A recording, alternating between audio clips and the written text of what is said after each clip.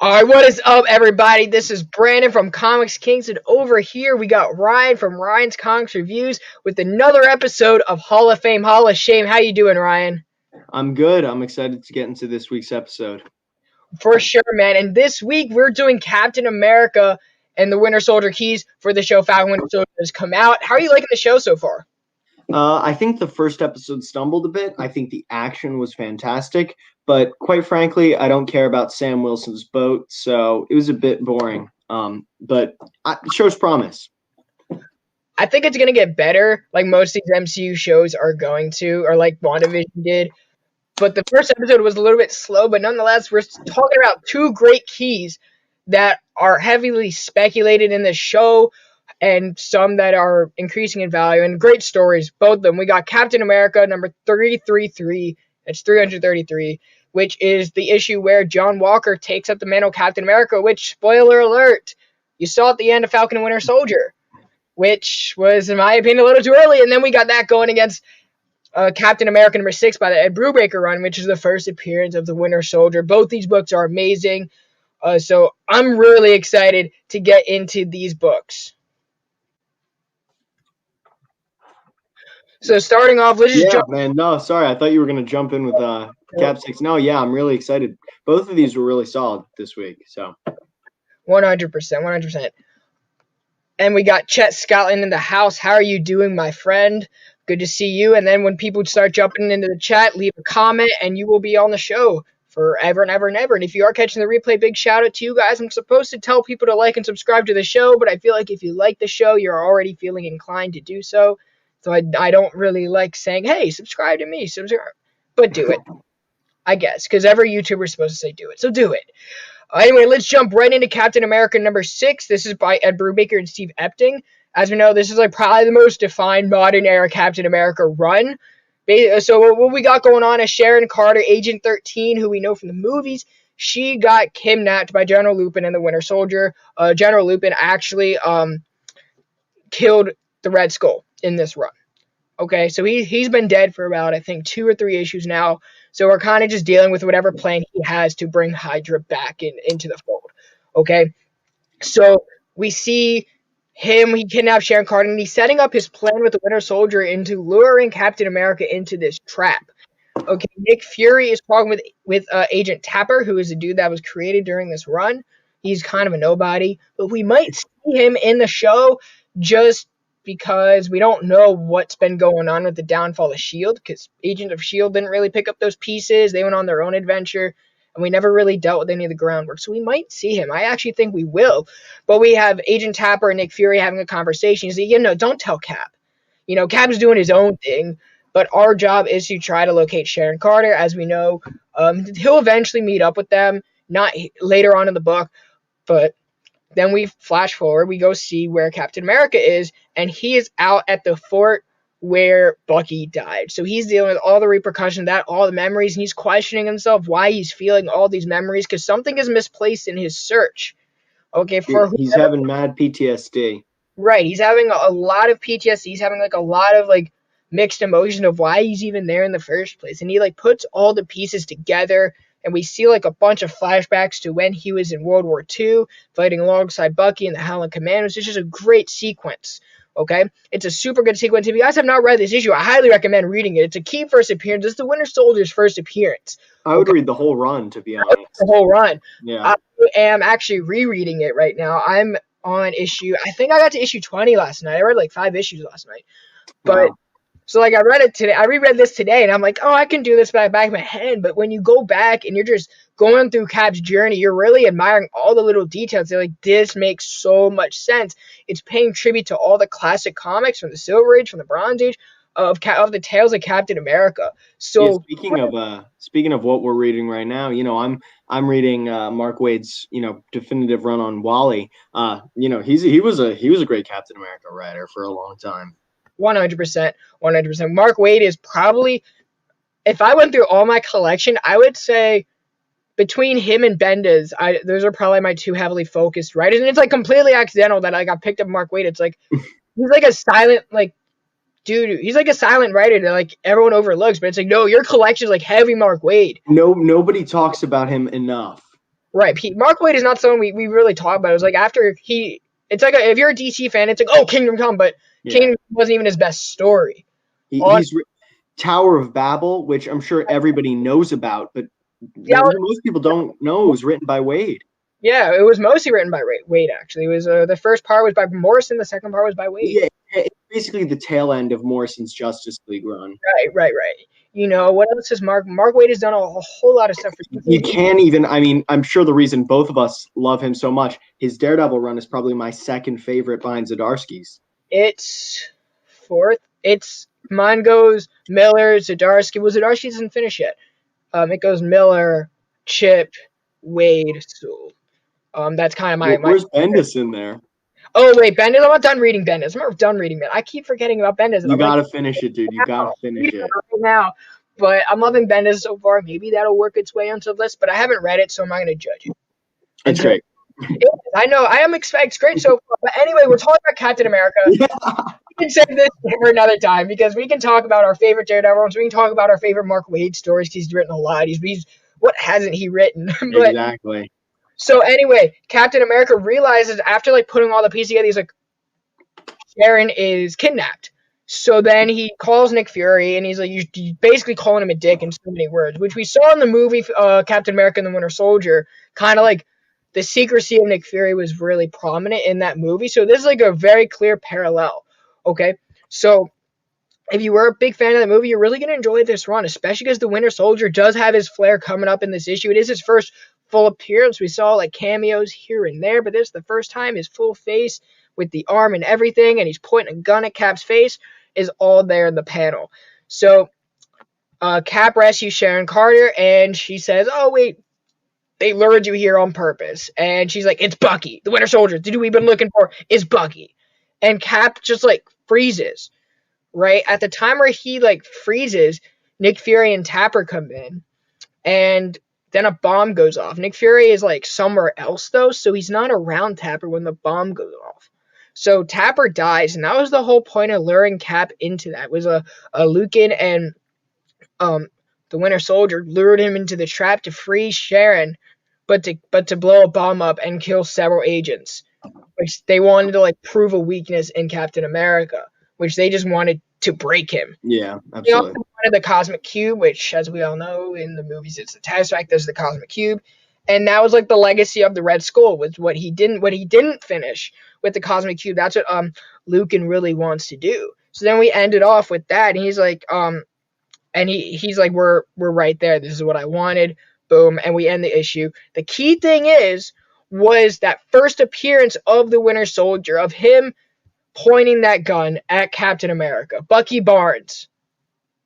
Now, he wanted to continue to go after Cap. He could have taken the shot, but instead, Lucan said, no, blow up the bomb, kill him later because we want him to suffer. We're not done with him. He will be a problem, but we're not done, which I think was huge, and he thought that Bucky remembered everything. Bucky's like, no, it's not personal. I don't even know the dude, right?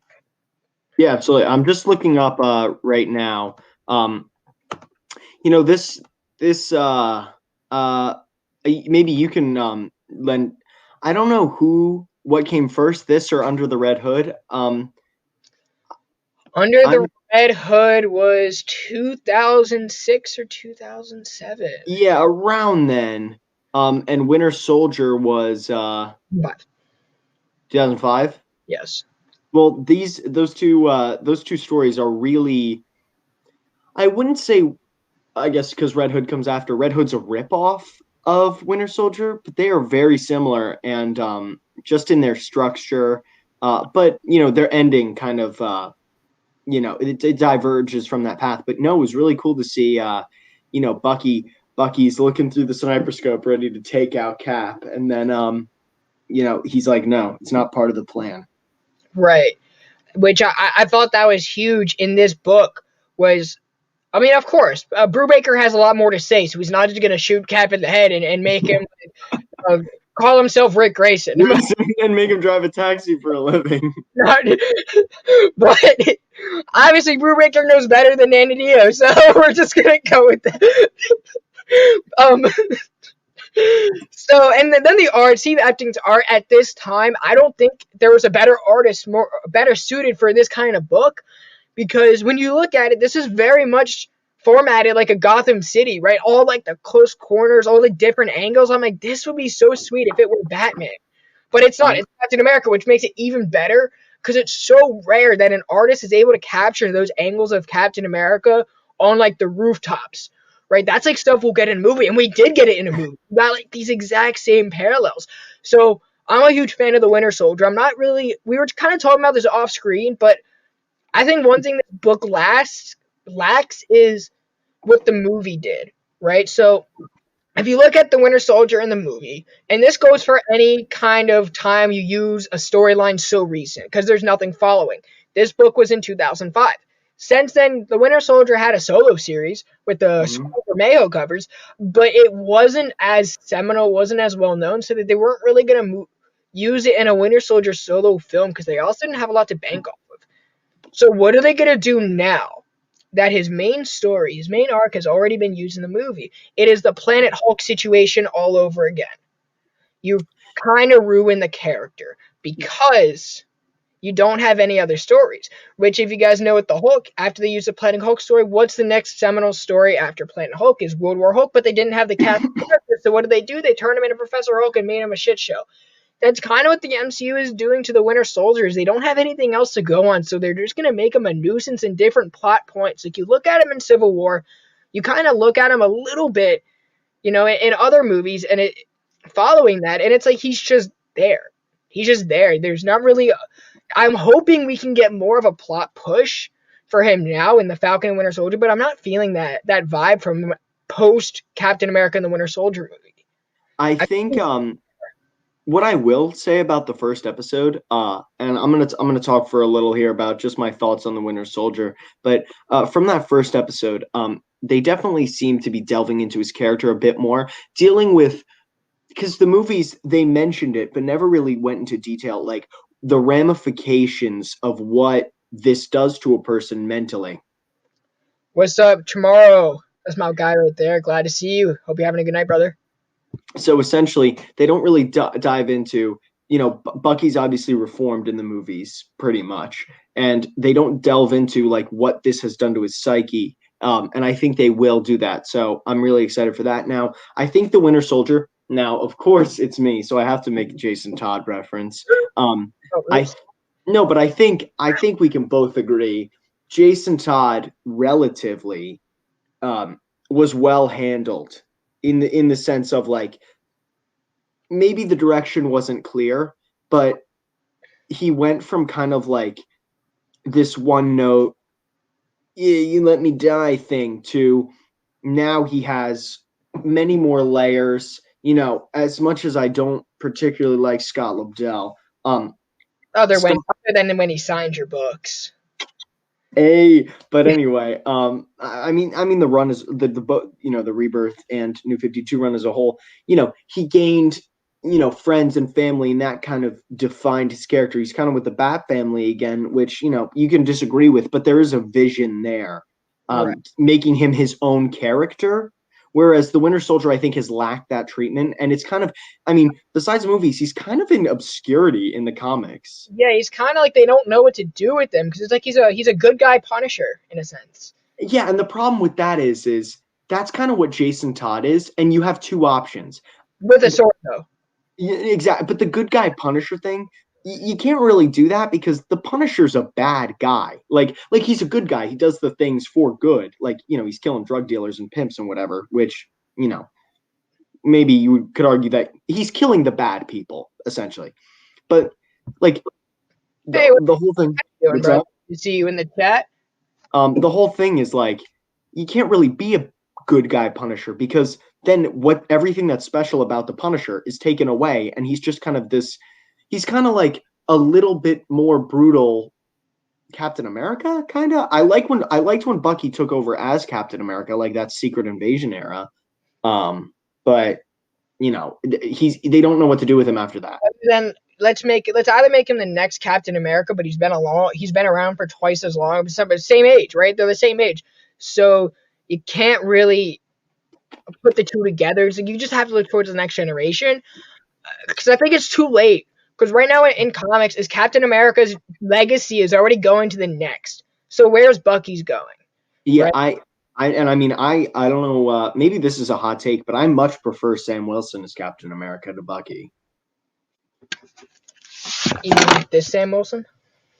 Exactly that Sam Wilson. I think Sam. This is I the think, first appearance of Joaquin Torres in the 1 to 25 era I accidentally picked up a few years ago.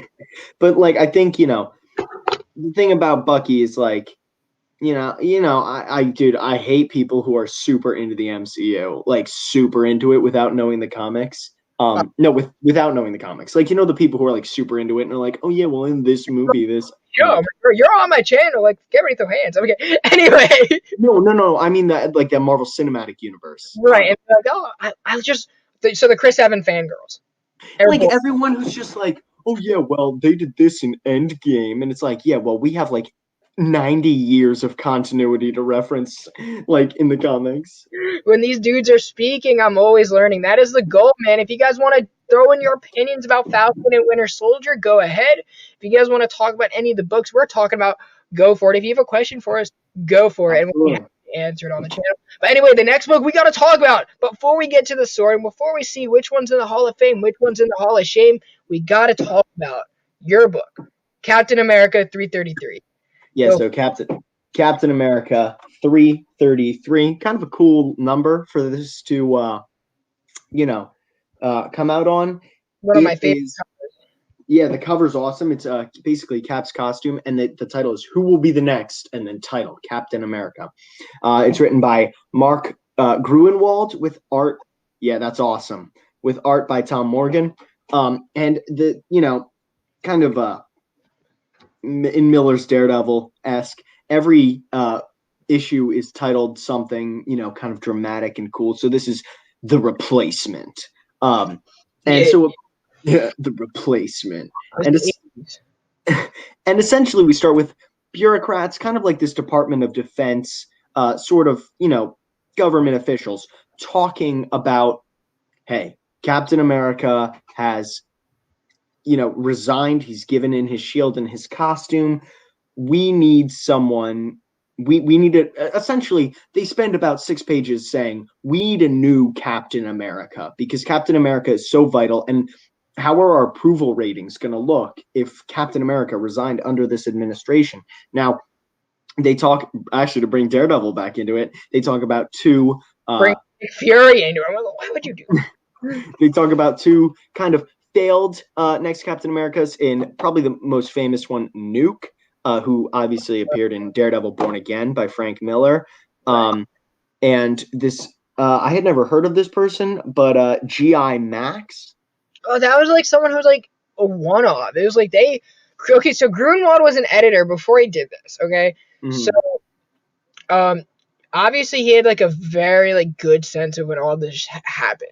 So that's a character like I even had to do a little bit of research on, and it's like they're a one-off, and it's like they're just putting it in there just to flex that history knowledge. Yeah, exactly. And then they're discussing, okay, well those two guys are out because basically they first discuss, all right, let's make a new Captain America, and then they look at those two who are failed attempts at the super soldier serum, because Marvel keeps doing this thing where it's like, can't complicate it. Yeah, exactly. Marvel does this thing where it's like, well, back in the 40s we could make the super soldier serum, but now with super advanced technology and people can fly and like, super smart, we can't do it. And I'm like, oh god. At this point, and we don't want that. And it's always like the worst. Marvel, look, I love Marvel, but Marvel always gives the worst reasons for why they can't do it. It's so funny. Danny Dio at least was on. He's like, I just didn't like him. So basically, they're like, all right, we can't make a new Captain America. So let's look at the people we have who could potentially replace him. Now, first they go to Nomad. They're like, he got the super soldier serum, but then they're like, all right, he's Steve Rogers' buddy. He's not going to do that. Then, what I thought was really cool, they go to Sam Wilson. And they're like, all right, we're going to do Sam Wilson the Falcon. And then they say, and I quote, I doubt the country is ready for a black Captain America. This is coming from an African-American judge. It is coming from an African-American member of the council. And you know what? I Right here. will. Yeah, exactly. But it doesn't feel racist. You know what I mean? It kind of felt like a standpoint, but I still cringe because we're living in this era. I still cringe. I was like, "Ooh, you can't say that in today's world." Yeah, no, I actually think it's Gruen. I don't think Grunwald is a racist. I actually think he was kind of like criticizing American society by saying, "Oh, they're not going to give this guy a chance because they say American society isn't ready for a black Captain America." 1978. So this is when the country was getting better. Oh yeah, it was. I mean, this isn't Stan Lee, Jack Kirby era where it's like this is the civil rights. Black Panther. But anyway, we gotta move on. We gotta get this done. But they couldn't, and then they're like, Sam Wilson, no, and then they're like, all right, Nick Fury, and then they're like, Nick Fury is the director of Shield. Like he's not going to do this, and he's old. We need somebody younger. Imagine if Nick Fury were Captain America with an eye patch and the Captain America shield with a mask. That would look so badass. That'd be like Deathstroke with a shield. I will say it would look like Captain America Deathstroke, which Anyone know someone who's done that fan art? That would be so tough. Or if anyone wants to do it, go for it. Let me see what you guys got. So yeah, essentially they're like, all right, we've got no candidates, and then this woman who is like basically the lead member, like she's not the lead member of the defense council, but she's basically the smartest one that we hear from the most. Cooper was someone Cooper, but she Yeah, was so. basically she's like, well, some new hero, like look at the paper, some new hero saved the Washington Monument today, so let's look at this guy. And then we are introduced to the reason why this is a key issue. We are introduced to Johnny Walker, who is super patriot at this point, with the most 80s era costume. Like it's not quite 90s yet. Say the most blonde hair ever, and that's coming from you. He is a blonde crew cut. I mean, he looks like he looks like he was in one of the original X-Men with how bad that costume is. I think Rob Liefeld drew him half the time. It is very Rob Liefeld Damn, bro. Yeah. Oh God. But anyway, we basically, I don't want to make this too long because I really would like to discuss the issues. But essentially, we learned that Super Patriot, basically on a talk show, he climbed the Washington Monument and stopped this guy named Warhead. And then, was like, hey, I'm a hero. So then they're like, all right, let's call him in, see what this guy's about. So the woman from the defense council calls him in, and she's basically like, look, who are you? And he's basically like, well, my name's Johnny Walker. My brother was in Vietnam, but he died. I enlisted, but, there was no action because the war was over. So then him and his buddy, who I think will become Bucky, right? Yes. The new Bucky, tried out for this new super soldier serum, and it worked. And then I tried to be a pro wrestler, but, I always wanted to be a hero, so I became Super Patriot, and I got my manager, and we've been basically doing press tours and everything. So then he's like, all right. They're like, all right, let's run a background check, see what this guy's about. So he's like, something fishy's going on here. Why did Captain America resign? Because he does talk trash. Like the writing is actually really, really good. And what I like about Johnny Walker in this issue is he's basically like, yeah, I'm very critical of Captain America, but he still respects him, which I liked. You know what I mean? Yeah, and he was like the whole time, he's like, oh, if Uncle Sam wants me to put on the costume, I'll do it. Yeah. He represents blind patriotism, which I think is kind of cool. Yeah, it's like a different kind of standard because it's like this is the old fashioned stuff, and the shield is still a symbol, which kind of took a little bit of convincing in this issue. Now, if you guys want a very heavy dialogue issue, this is it. Yeah, dialogue is great. I can't give dialogue praise. I think when you're looking at the dialogue between these two issues, I think this one clearly wins. It destroys it, but they're two different. One is a lot of setup for a big ending, and this one is through dialogue we're gonna develop a character. Yeah, because I mean, Johnny Walker's really well developed throughout this entire issue. And basically, he calls because there's a Captain America hotline. He calls it up. And he's like, hey, meet me at the Lincoln Memorial. And then he gets jumped by his Buckies. He basically has three guys who like kind of tour around with him, kind of his sidekicks or whatever. They're basically just there for press tours. And he's like, they asked me to be Captain America. And they're like, whoa, crazy. And he's like, I won't forget you guys. I'll bring you with. And they're like, oh, sweet. So then he goes back and they're like, hey, your thing checked out. You're all good. If you want it, you're the Captain America. He's like, heck yes. So then they send him into training against Avalanche, Pyro, and Blob. I feel like Marvel was trying to do their own Suicide Squad thing here, where they're taking villains and making them work for the government. Or it was like it could have been like what was it? Oh, what is it called in the X Mansion? Danger Room session. That's what it was.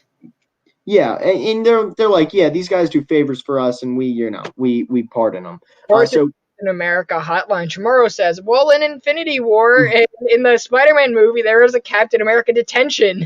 When he was like got detention. Continue. I'm sorry, I had to say that. But basically, Johnny Walker, he's like, well, you know what? These guys, they're not holding back, and he's getting his ass kicked basically. And then he's like, all right, I'm gonna beat the crap out of these guys. So he takes down Pyro and Avalanche, and then there's just the Blob, and basically he gets one big hit on him, and then the Blob is about to kind of crush his neck. Yep. She turns it off. She's like, you know what? You're pretty good. You won't require much. And then I take him out, and it's like his manager, who's basically like the reason he's so popular, because he was like doing press tours and stuff. It's like, here's our demands. We're gonna need, $100,000 salary and great benefits and a great house and an office. And then the Lings, how are you doing, man? Good to see you. And then the government is like, yeah, we're not going to meet these demands, so you got to fire your agent. He's like, what I appreciate about this is Johnny Walker is not a bad person in this. Oh no, he's just an asshole. We'll just go. We'll finish the issue because we're literally on the last page, and then I'll discuss it. And then they're like, all right, 2 of your Buckies didn't pass for FBI requirements, but 1 of them did, so you can take 1 along. And then the issue ends with Johnny Walker becoming Captain America. So what I'll say about this issue, it's great. We kind of caught some flack last time by saying it still holds up, which I don't understand why that's such a weird thing to say. Yeah, like we have different, it basically saying something still holds up doesn't mean if I say it. Just let me make this clear for anyone watching. If we say it doesn't hold up, we're not saying it's bad. We're just saying that the dialogue is so dated and so disconnected that it's virtually unreadable by today's, That's not really what I'm saying. I mean, when I say like, okay, something doesn't hold up, means like I can't follow this story. It means like there's like a lot of writing techniques that are off. Like we're both right? So obviously, like we understand the language being used, but when there are certain story elements that are like thrown out in midair, like that Poison Ivy issue we did a while back, where there's just like shit was weird. It was like absolutely no, but that just I don't know. Sense to me, but maybe that's what that's perfectly valid, and that's what you're referencing. When I'll say the plot was incoherent, that's what I'll be referencing. But when at least for me, not for Brandon, when I say the dialogue still holds up, I'm saying like, I'm not saying if I read this in 1940, it would be bad. I'm saying reading this now is very difficult because, people don't write like that anymore. You know what I mean? And some people can pull it off better than others. Like this, you read a lot of other books from this era. A lot of them do not hold up today till today's standard. So this was this was around the time Venom was appeared. Yeah, see, Golden Age is like different language. That's like completely different English. And she will Batman. Catch the replay. We did first Poison Ivy. What was it? And that was against First Poison Ivy versus first. I don't even remember what it was. Oh wow, First Poison. What? Wow. Oh no, Batman #1 by Scott Snyder. Number 1 from the New 52. That was a fun story. That was a fun episode. Yeah, it was good. It was just, but you then, but there, but this dialogue is still very good. It's very. Oh, it's solid. It's really solid. Issue lacked to me was it got a little carried away with John Walker. What I will say, little carried away with a character I don't care about. I like Johnny Walker. We were talking about this earlier. I really like Johnny Walker, and what I like about this issue is we are discussing Captain America 333. And we're also talking about Captain America #6, first appearance of the Winter Soldier. So John Walker becomes Captain America versus first appearance of Winter Soldier. Okay, yes. so the books we're discussing, you can also find it on the ticket right here. So basically what I was saying is, a lot of people and a lot of like relatively new comics kind of treat Johnny Walker as relatively like one-dimensional. Whereas what I really appreciate about this book, it makes him a real character, and it actually makes him a bit sympathetic in the sense of like he's not totally a douchebag in this issue. Like he's genuinely, what's up? What's up, Eric? But he's genuinely like he feels bad that he's actually has to fire his manager because he's done so much. He feels bad for the other two Buckies, but he's just a guy who wants to, like, he's at the end of the day, his brother died and he just wanted to be like his brother, and that means becoming a hero. So he's, although for better or for worse, he has blind faith in the United States government. And he just wants to like the dude from bro. He looked like the dude from Up in the cameo at the end of the show. Yeah. Bro, like on God, his nose like poked out of that mask. They couldn't have gotten a worse actor, honestly. And I'm Jewish, and my uncles don't have that big a nose. No, it's just he looks nothing like. You will look at any appearance of Johnny Walker ever, that he looks nothing like that. Well, no, the dude is like built. Like we were still massive with a blonde crew cut. This is what he should look like with the Captain America, if my camera focus. But I did appreciate the story about this. It's like, it's to me, John Walker's use. It's like, okay, great. We need someone to appear. Where's someone so obscure? There he is. John Walker's always the dude there. He's just everywhere. He's everywhere and nowhere. Yeah, Right, in whenever John Byrne was drawing, she's always going to be somewhere. You just we're talking about like the Winter Soldier being in obscurity right now. It wasn't even symmetrical. But like I was reading, you were talking about this earlier. One of my favorite Marvel books is Doctor Doom by Christopher Cantwell, and which is absolutely fantastic. And at the end of the first issue, basically not to spoil anything because you guys should definitely read it. At the end of the first issue, Doom is framed for something he didn't do. And the world, like the entire world, basically puts out a warrant for his arrest. And like Doom is like walking through his castle and he goes onto the balcony, and who's standing there but Johnny Walker? It's just like so random, and I think it's so funny. And that's like just what he does in comics nowadays. Oh yeah, and just like in X-Men 118, they end up in Japan, and somehow Misty Knight is there too, even though she left for Japan in the previous issue. She wasn't gonna know. But I mean, okay, so when we're looking at what these stories did well, where we got a pure dialogue story, pure setup, versus a huge, bombastic introduction built up by history and emotion. So when we're looking at Hall of Fame, Hall of Shame, we have to sort one. So these are the rules for everybody new to the show. We have to sort one of these issues into Hall of Fame.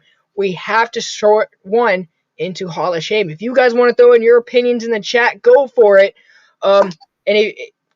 These are both great. These are both great issues. And I've had them both in my collection at some point. I don't know what I think I may have traded my first Winter Soldier when I first started collecting. I'm regretting that. But I know I traded my 333 for books that I ended up trading for something else, for this slab behind me, actually. But you know what? I'm going to go ahead and say I just don't care about John Walker that much. I really don't. So it's a great issue. I love it, but it's going in the Hall of Shame for me. Cap number 6 for Hall of Fame. That is my vote. Tomorrow and I, boom, we got the mind links. All right, boys. I'm gonna keep it stacked with you. I really do like Johnny Walker. I think he's a super interesting character, and I would read the shit out of a U.S. Agent solo series if it's written well. Read the Priest run. It's garbage, but read it. I like Christopher Priest, but I thought I would like it. No, like I would love oh god, who am I thinking? Maybe you think imagine Cap should be compared to Bucky. I know. I didn't want to do two moderns. I didn't want to do like two modern books. You know, I like to keep it kind of diversified though. Yeah, it gives an interesting conversation because obviously comic books change. Right, and believe it or not, we don't always go with the current story. I know we're pretty young readers, right? We're both very young adults, but we actually picked more classic stories. I think if you look back at every episode, we pick the classic most of the time. You know what is a good book though? The Taskmaster miniseries is good. I hear it's good. I would hate it. Like I was like, oh, I'm gonna love U.S. Agent, and I'm gonna hate Taskmaster. I'm like, oh, I don't know. Maybe I'll have to read it in trade for me to like it better. But it's like issue by issue. I was like, oh, I don't care. Yeah, like, a lot of books read way better in trade like that. Yeah, especially a book that's like a mini like that, because people aren't buying. A lot of people aren't buying it in single issues.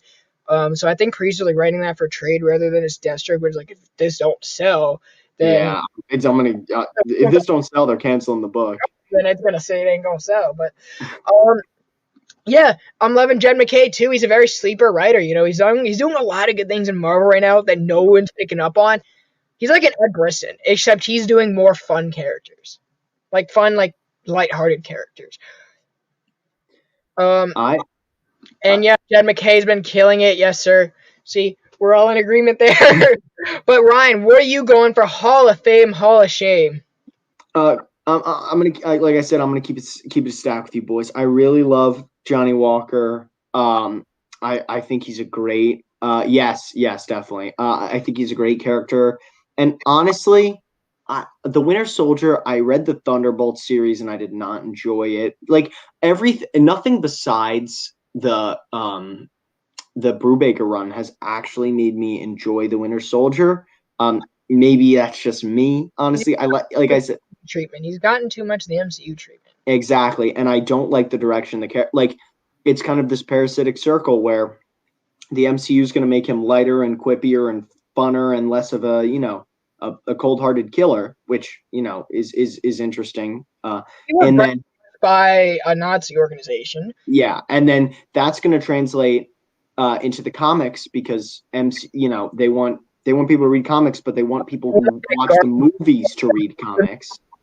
Guys, if there's a Falcon and Winter Soldier mini that came out a few months ago, don't read it. Don't waste your time. Don't at all. But anyway, and I honestly, yes, absolutely. Brubaker does everybody right. Honestly, Ryan has his moments. Believe it or not, guys, he's been hated a lot on the show, especially for his opinions on Giant Size X-Men. But he does know.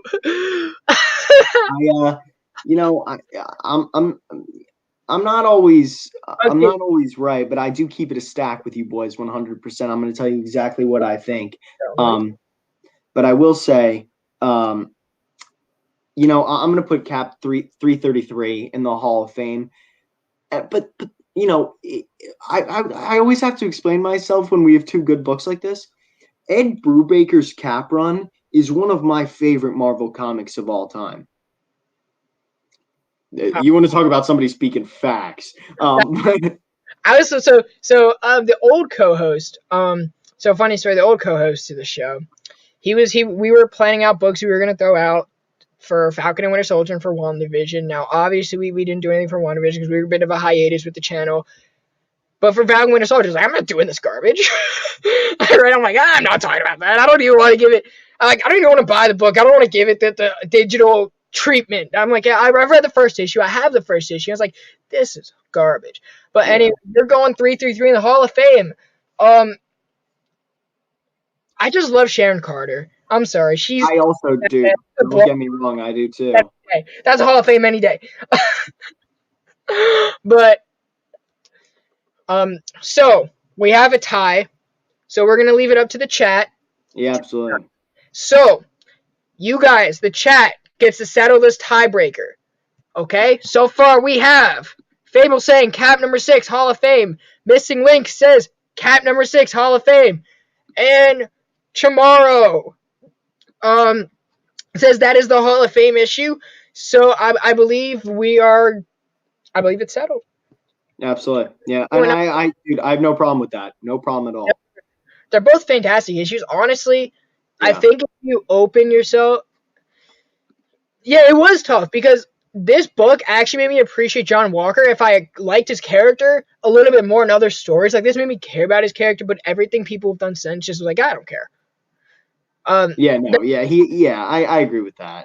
The issue alone was fantastic. Was a fantastic. If you just want to read a good story, right?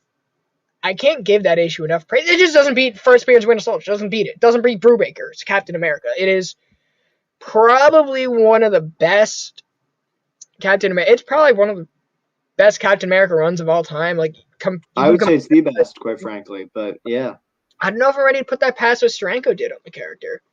Yeah, that's fair. I always like Mark Waid, and that's a shout too. So bless you. My goodness, bless you. I'm allergic to you, Ryan. I'm allergic to you disagreeing with me. Okay. Mark Waid wrote a great Cap, except it was broken up into 2 different runs, so it's like, Hey, his Daredevil was too, but yeah. Facts. But anyway, I think that is decided. What are you looking forward to of the Captain and Winter Soldier or Falcon and Winter Soldier show? I really like Sam Wilson. You know, I don't think a lot of people give him enough credit. I really love Sam Wilson. So, you know, kind of, I don't really care about his boat, honestly. So, like, let's just chill with that. But I do like seeing Sam Wilson to me has always been like the guy on the ground. You know, he's kind of just a normal guy. So, 100%. More than that. What I'm hoping is we get a little bit more closure with the Sokovia Accords and the downfall of S.H.I.E.L.D., also with the aftermath of Endgame. Because if you look at where we went after Civil War, we just went straight to space. We went straight to space. We never really got closure of the downfall of S.H.I.E.L.D., where all these leftover agents are, because we've seen Maria Hill bits and pieces through Agents of S.H.I.E.L.D., but that technically Marvel doesn't care about that. So we don't even know what's going on with we don't know if they're bring Quaken, right? I would love for Chloe Bennett. Please bring Chloe Bennett into the MCU. Please it's not gonna happen. It's not gonna happen. Future Mrs. Feldman. One of the future Mrs. Feldmans. But Morbius in here, my brother. What is up, Morbius? You missed a much of a great show. And then Tomorrow says, I want to see him in the mask. That's something I'm looking forward to as well. But when we're looking at the groundwork, we never got closure for the Sokovia Accords, how that's affecting the people. And as you said, these are 2 ground level characters, Ryan. Absolutely. So I want this show to give more, to put more pieces together rather than just throw in new characters. And I think that was my biggest issue with the first episode, is it did too much. It tried to do way too much. Like, I like the focus on the 2 main characters being Sam and Bucky, but you started getting into Falcon's family, which fine, great, but I don't want that to be the main plot. And then you started bringing in Super Patriot, and I'm like, at the end, I was like, no, pass, too early. Yeah, I agree. You know you're gonna get Nomad. You know you're gonna get what's his name, Patriot, from the Young Avengers. Yeah, of course. Yes, sir, Morbius. See which one won, because we already decided to win, and now we're just talking about the show. For sure. Seeing Cap on the moon. But kind of like the DreamWorks logo. But I just want them to do a little bit more housekeeping. They don't need it. The more characters you introduce, the more you're going to have to pay off, and the more you're going to have to give justice to. Right now, you have a big cast, especially bringing in Fantastic Four and the X-Men later. I don't want to do all that. The series is only 6 episodes, so like, what are you gonna do? Right. I just want them to clean up some stuff and give us some good action scenes. The MCU needs a lot of cleaning, like, because Endgame just happened. We need to clean it out, and then we can move on with all new, all different, Young Avengers. Do it. I think this is the perfect show to do it with. I agree. You're obviously WandaVision is going to affect the grand scheme of the MCU because we're just going into her character, and obviously they're going to be paying Elizabeth Olsen out the butt because she's also a mutant.